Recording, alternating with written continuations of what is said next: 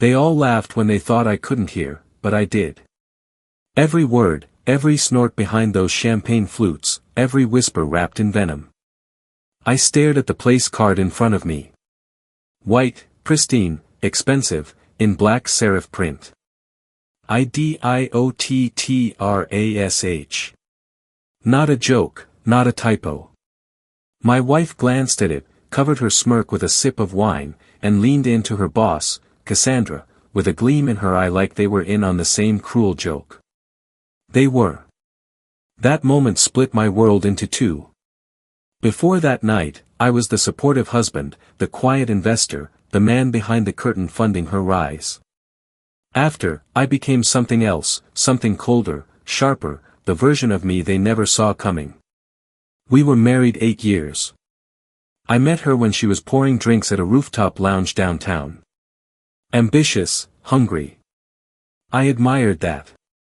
I believed in her, took a chance, funded her MBA, introduced her to my network, wrote the check that helped her get her foot in the corporate door, and I watched with pride as she climbed, first assistant, then analyst, then something senior at Cassandra Stratton's boutique firm. She started coming home later. Slicker clothes, colder voice. Less we, more me. I asked once if we were still a team. She said I was being insecure. 3 weeks before the party, I found the first email. Her laptop was open on the kitchen island. An accident. Subject line, tonight's the same room. It wasn't just one email. There were dozens, photos, too. Dinners, hotel receipts, group chats with her coworkers calling me Mr. Doormat, jokes about how Cassandra loved watching her girls play with weak men, how they dared each other to see who could humiliate their partner best. I scrolled until my eyes burned. And I didn't scream. I didn't cry. I just closed the laptop and went upstairs to kiss her goodnight. That's when the plan began. I played dumb for 3 weeks, held her hand, picked out her dress for the party, even offered to drive her. What she didn't know was that while she slept, I consulted a divorce lawyer, a very good one. I gathered every financial record, traced every expense, even pulled receipts for those spa weekends and girl boss retreats she claimed were work-related. They weren't. While she slept beside me, I was already separating accounts, preparing asset division, shifting funds legally, quietly. I built a wall, not out of anger, out of precision. Then came the night of the gathering. The venue was upscale, of course. Polished concrete floors, imported wines, a guest list full of people who shook hands with their eyes closed. I walked in beside her. Nobody greeted me. Not one, just side eyes. Snickers. Until I reached my seat and saw it.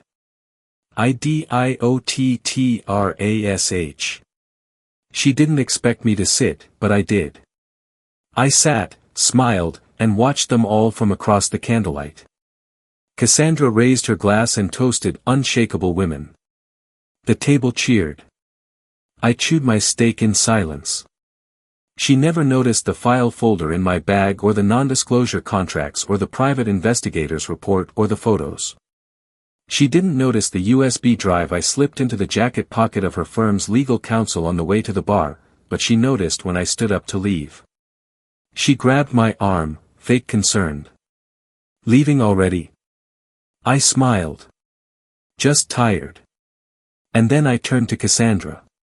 Before I go, I want to be clear. I'm cutting ties with you.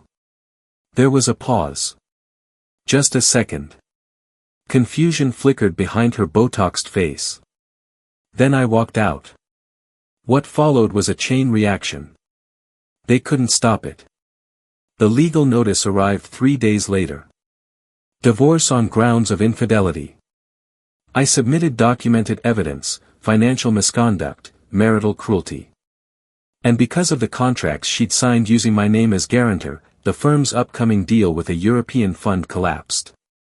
That's when the audits began. Turns out Cassandra had more to hide than just infidelity among staff. Fraud, misappropriation, all revealed because someone gave the regulators exactly what they needed. Her empire crumbled in under 2 months. My wife, ex-wife, tried calling. 17 missed calls in one night. I didn't pick up. Her final message was just one sentence. You planned this. She finally understood. I didn't do it to be cruel. Cruelty would have been shouting at the dinner table, throwing wine, exposing her in front of everyone that night. No, this was surgical. I wanted her to feel it slowly. The weight of everything she underestimated. The husband she mocked. He owned the house, the car, the savings. Her boss, under federal investigation. Every girl boss who laughed at me that night. Some are unemployed.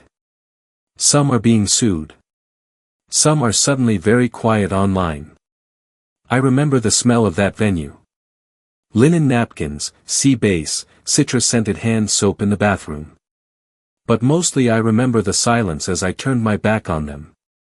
How it stretched, awkward, confused, then uneasy. They weren't sure what I meant. Now they do. I live differently now. Clean apartment, quiet mornings, no fake smiles. I'm not angry, not bitter. I don't need to be. I have peace. And they have the wreckage. And every time I pass a place card at a restaurant, I smile because I know what they forgot. Even the quiet one, even the so-called idiot trash, can burn empires down without raising their voice.